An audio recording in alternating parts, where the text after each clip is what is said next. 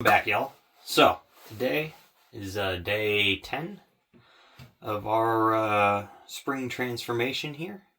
It is our rest day, so we went ahead and went through our our second set of our 4-day training block, which is chest, tris, shoulders with abs, back and bis, and then legs with abs. We went ahead and got our weights a little more narrowed in to where basically we're now at our starting weights of where this training block's kind of going to start off at, or our starting reps are going to be at. And so now we get to work on really pushing that technique, fixing the little mistakes we have, working on flexibility over the next week or two, and we're going to start watching those numbers climb, probably right off the rip. So I'm expecting tomorrow's bench press to be much better than this week's bench press was. But with that, let's go over what we kind of accomplished here for the week. Weight-wise, so Sunday I started tracking calories. Wasn't quite trying to really diet on that day for protein, but just overall calories, just to kind of get me started into the swing of things. So Sunday was the chest day this week. Our goal calorically, we're shooting for 1,750 to 1,950 calories. It's going to kind of swing a little bit here at the beginning. I am shooting more for that 1,750, but if I go over, and it's mostly all in protein, I'm not going to worry about it too much. Minimum protein goal we're shooting for is 165 up to 195. The goal there is 175. It's where I have the macro set at. Our carbs we're shooting for 80 to 110. And sorry, I have a little cheat sheet here so I know what I did each day. And on fats, it's going to be 50 to 90. And the reason why fats are going to vary is because some days I'm going to have red meat and other days I'm not going to have red meat. So those days where I have red meat, my fat's going to be much, much higher, but my carbs are going to be quite a bit lower. And you'll notice that here when I kind of read this off. So Sunday, we're able to hit 1,784 calories. Did 147 in protein, 180 in carbs, and 45 in fats. So we're very low in protein there. Like I was saying, I was just focusing more on calories for the day over actually eating for protein. So we wake up Monday morning, day one of what I'm really going to consider dieting. Our starting weight on day one was 205 pounds is where we started at. We ate 2,015 calories that day, so quite a bit higher than our goal range, but we did end up consuming 198 grams of protein, 108 on carbs, and 82 on fats. So we were high on fats and high in carbohydrates, while being a little bit high on the range for our protein. But not going to worry about it too much, because Tuesday morning, we go ahead and weigh in 202.5. So we dropped 2.5 pounds over the course of Monday, even being a little high on our calories. Then, with that, Tuesday we ate 1,950 total calories, 186 grams of protein, so we're up there on the protein. We're able to bring our carbs down to 80, but we did go up a little higher in fats at 94 grams. So, we don't really want our fats that high, but we were able to offset that some with the decrease in our carbohydrates. So, getting closer. So we wake up Wednesday morning, weigh ourselves, 200 pounds. So we're now down 5 pounds in 2 days, which kind of makes sense. A lot of that's going to be, waste expulsion, and some of that's going to be excess glycogen and glucose that's just being stored in the muscle tissue. And we went through 2, heavy workout days. We're burning all that excess glucose and just that weight sitting in the muscle. We are drinking a bunch more water, trying to replenish things, but we are just kind of flushing our body out on these first couple days. kind of expected that massive, like, 5-pound drop there. Now, Wednesday, we wake up, it's 200 pounds, because now we're down that 5 pounds. We eat 1,730 calories 1,750. 176 grams of protein, 103 grams of carbs, 57 grams of fat. That is basically exactly what I'm shooting for. Now that's 3 chicken meals though. So it's a protein coffee in the morning, 3 chicken meals. One of them was just a sauced chicken, is a roasted garlic sauce chicken. And then the other 2 were, I believe, chicken nuggets with french fries. So homemade, everything, chicken nuggets are made in an air fryer, and the french fries, chopped up russet potatoes, just frying them in peanut oil. So, nothing crazy. But it hits our macros. So then, today, we woke up 199 pounds. So we've dropped another pound, so now we're down 6 pounds total inside of, 4 days? Well, 3 days really, because this is Thursday morning. But today, I already wrote out my meal plan for what I'm going to eat. We're going to end up at 1,850 calories today, 176 grams of protein, 80 grams of fat, 87 grams of fat, 80 grams of carbs. And basically, today's meal, we had our protein coffee in the morning. Then for breakfast, we went ahead and took a medium mission tortilla, 8 ounces of ground meat with a little bit of taco seasoning in there, a serving of sour cream, and a serving of Tillamook shredded cheese.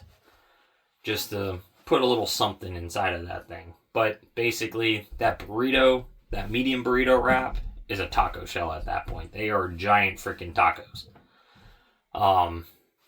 It is tons of protein to start the day off. That's where most of my carbs are going to come from for the day. So, with that, felt real good.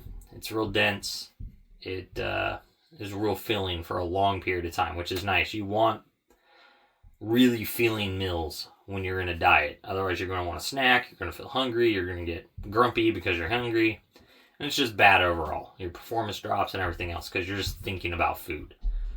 So, with that, the next 2 meals today are going to end up being homemade chicken nuggets, but no french fries. So it's just going to be 8 ounces of nuggets for my second meal. And then my third meal is also going to just be another 8 ounces of nuggets. I like making homemade chicken nuggets because they're quick, they're easy. The calories are super low on them. It's easy to put down a half a pound of chicken nuggets. They're easy to chew.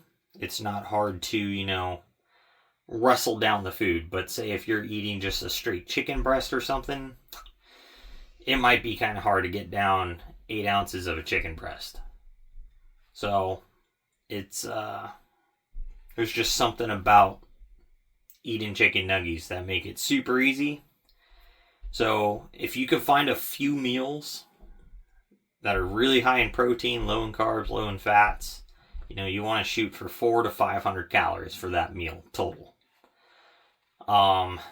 If you can do that, say come up with 3 of those, and then you can give yourself some room for like some coffee or a glass of milk or a glass of juice, whatever you kind of want to drink other than water in the day within that like 200, 300 calorie range, that's where you're going to be able to stay to a diet. So I like to kind of rotate between about 5 different meals, and it works out very well for me to be able to stay to the diet. It's enough variety to where I don't get bored with it, but I figure out things that are very easy to eat. If you can't figure out stuff that you can just eat quickly, and it's not a task to eat it, you're going to struggle on your diet. It is what it is. So even if it's, say, something like for example, like my mom, she has a hard time eating a lot of solid foods because of her health problems, but we figured out one good thing that's really easy for her to put down is she has a Premier protein shake, which is 30 grams of protein, and I think it's 160 or 180 grams, 180 calories or something, so it's pretty low. You take that whole thing, throw it in the blender. There's this Oskio brand of Greek yogurt. They market it as 000, so it's zero sugar, zero something else, but it's 15 grams of protein, and it's 90 calories, I think. That goes on in there. You can use the vanilla, the strawberry, the cherry, whatever, the peach. She just uses a variety of the flavors. She just gets a variety pack because it mixes up her protein shakes a little bit. So, you got your yogurt, your protein drink, and then it's 2 ounces of banana, an ounce of strawberry, an ounce of blueberry, and an ounce of raspberry. Throw it all in the blender, blend it up. She loves that thing. It's like a nice little delicious treat.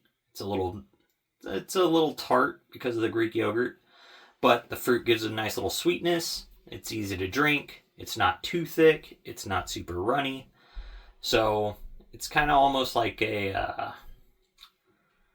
real soft, like sorbet almost is kind of like the texture it has. So it's really nice to eat or drink, however much you really want to blend it. So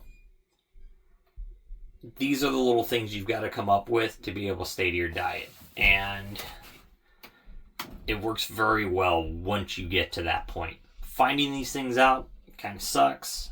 The initial first days of being in a diet, I'm going to say really the first 2 weeks is the hardest part, because that's where you're going to crave the most things. Where you're going to be like, oh, I kind of want this slice of pizza. I kind of want a cheeseburger.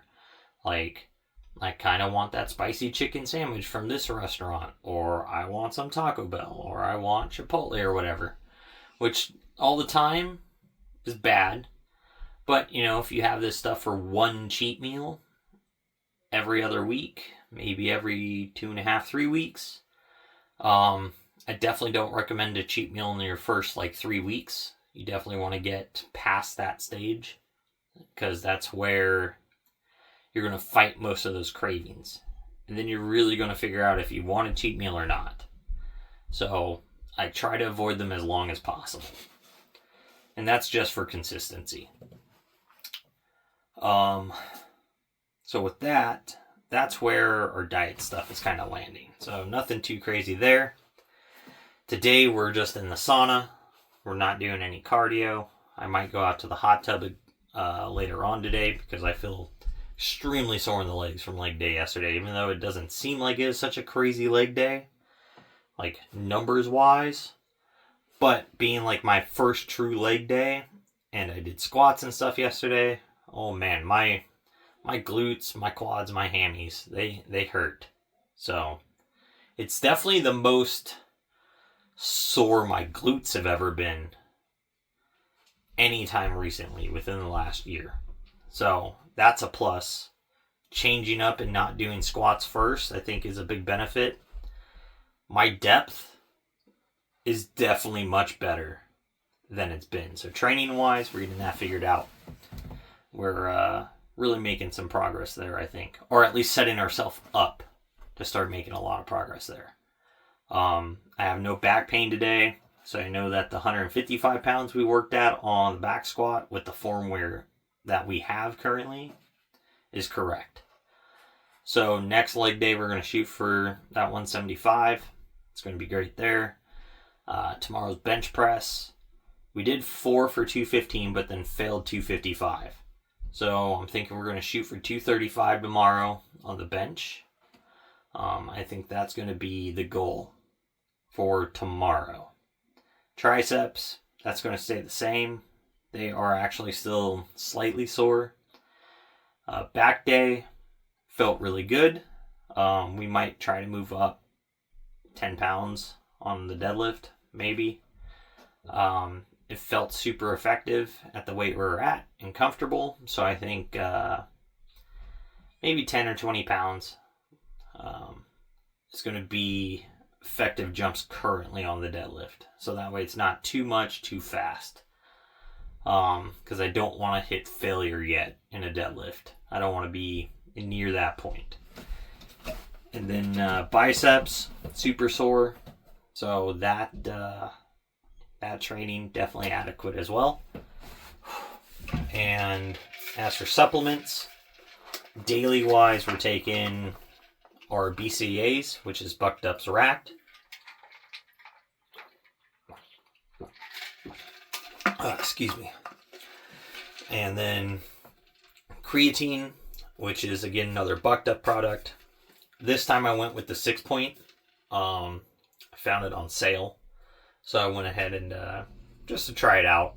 I don't think there's going to be any big difference of it really over just a good old creatine monohydrate. I have been taking their Buck Build though, which is creatine plus glutamine, just to try to help a little glute health or joint health overall, because I know glutamine can have that effect.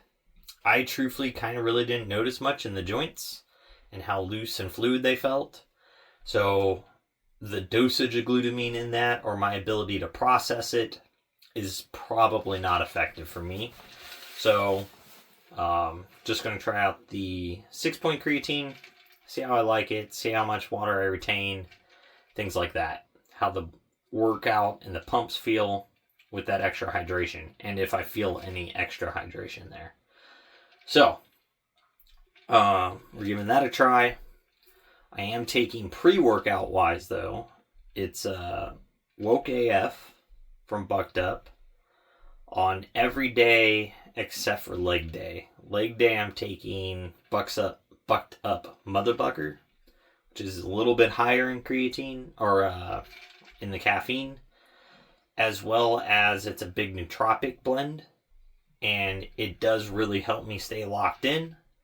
I'm just trying not to consume that much caffeine yet on every single workout day. So once the Woke AF isn't effective enough at a scoop, I'll just move to the Mother Bucker for every workout.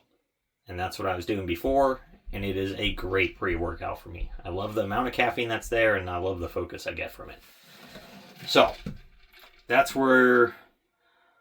Oh, and then I was taking Bucked Up Pumpocalypse, but I ran across the sale on Ghost Pump Formula. I kind of talked about it some yesterday, so we're not really going to go over that much, but it I probably won't buy it again, but it does have a really good pump to it. But for marketing reasons and everything else of it, because it's one of those 40-20 supplements and you don't get 30 freaking servings, and they're trying to give you like a half dosage or a full dosage, like, I just don't like that. I feel like it's manipulative from a company to try to market 40 servings, but it's really 20 if you're clinically dosing. So I'm just not going to purchase that product anymore. Now, I don't know about their pre-workouts or anything else from Ghost. I've never consumed anything else from them. I know that a lot of people like their products. They like their energy drinks, things like that. So it's nothing on the company itself. It's just the marketing of that product. So that one specific product I won't be purchasing. Yeah, so that is my supplement stack. Then as for vitamins, I take a multivitamin from Nordic Naturals. And then I take my Nordic Naturals is my fish oil plus D3. I take that twice a day, 2 tabs. Then I have a zinc plus copper. So it's a 50 milligram zinc plus 2 milligrams of copper. I take that once a day. And then I have a multivitamin that's from Multi-Phyto or Phyto Multi, something like that. I take that multivitamin once a day. So that is all of the supplements and vitamins that I'm going to be taking during this.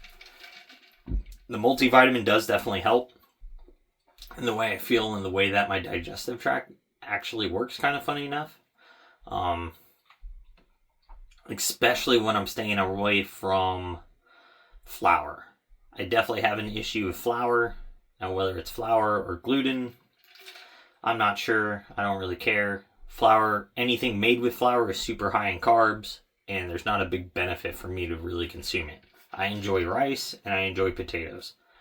So losing the flour portion to things is not a big loss. And most of the time it gives me heartburn, and I can definitely feel sluggish, brain fog, all that other stuff from it. So I just am going to avoid it. There's no purpose for me to try to force it into my diet. And I feel better when I don't eat it. So that is basically where we're at for our rest day. Today, we're just trying to force a bunch of extra water, toxins out of our body inside of the infrared sauna here. It helps a little bit of soreness because of the heat. And then I'll probably go sit in the hot tub again later tonight. Just go get a good little soak in. It helps loosen up all the big muscle groups. And I try to stretch while I'm in there. So that's what we're kind of looking at, guys. That's today's rest day check-in. So I think I'll kind of do a similar video to this on next rest day. We'll go over my diet, weight, and so you'll know what I weighed for the next 5 days. So tomorrow's weigh-in, which will be chest, and then we got our shoulder weigh-in, our back and bi weigh-in, our leg weigh-in, and then our next rest day weigh-in. So because we only do one rest day, we're on a 5-day loop on what we're getting done here. And on 5 days, that means every 10 days, I'm getting 2 workouts in. We have 90 days. So basically within that 90-day structure, it should be 2 workouts per muscle every single 10 days. So, and 2 rest days. I think it's going to be enough rest, and it should be beneficial to be hitting everything on that 5-day cycle. So you can train more than that, but currently I'm a little sore. So we're going to work around the soreness, and that's what this rest day is here for, because my triceps are still actually a little tender from doing chest and triceps 5 days ago. Well, 4.5 days ago now. So rest is a big key. So make sure you're working on your sleep. Try to get to a calorie goal with at least protein in mind. And then focus on carbs and fats. Like, see how a little bit of extra carbs feel versus a little bit of extra fats. And you just kind of level them out to stay around the same calorie point. And then vitamins, you know, they're pretty important for most people. So if you're not taking a daily vitamin, probably at least try to start taking that. It's a big benefit. Supplements, that's going to be a one, if you can afford them, they're nice. If you can only afford like one thing, I'd say creatine is going to be your most beneficial. It's going to help water and nutrients get to the muscle tissue, and it's already proven to help build muscle and strength and stamina because of that. If you can afford 2, a pre-workout's nice, whether it's a stem, a high stem, or a no stem pre-workout. It's kind of on you. Depends upon what type of caffeine you need or want, I would say. Like if you need a little extra bump when you get to the gym, a stimulated pre-workout is going to be a big benefit at that point. But other than that, everything else is just at a whim. It's not really needed. So, with that, guys, I'm ending this off here. So make sure you're working toward your goals, getting your stuff done. Most of all, just don't be a lazy fuck.